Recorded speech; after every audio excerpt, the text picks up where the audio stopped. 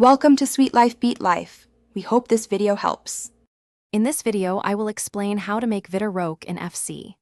First, navigate to the Create Player section in your game's main menu. You'll want to accurately input his physical details, aiming for a height of approximately 5 feet 8 inches and a weight around 154 pounds.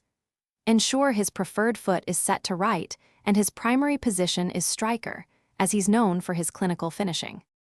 Next, let's focus on his appearance. Spend some time browsing the available face models to find the closest match to Vitor Roque's unique facial structure. Pay attention to his hair, selecting a short, dark style, and consider adding a subtle amount of facial hair if it aligns with his current look. Finally, set his skin tone to a medium shade and his eye color to dark brown for a truly authentic representation. Now for the crucial part, his in-game abilities. Focus heavily on his attacking attributes, aiming for high ratings in finishing, shot power, and dribbling, ideally in the high 70s or low 80s. His pace is vital, so boost his acceleration and sprint speed to at least 85. Don't forget his physical presence. Give him solid strength and stamina ratings, around 75, to ensure he can last the full 90 minutes.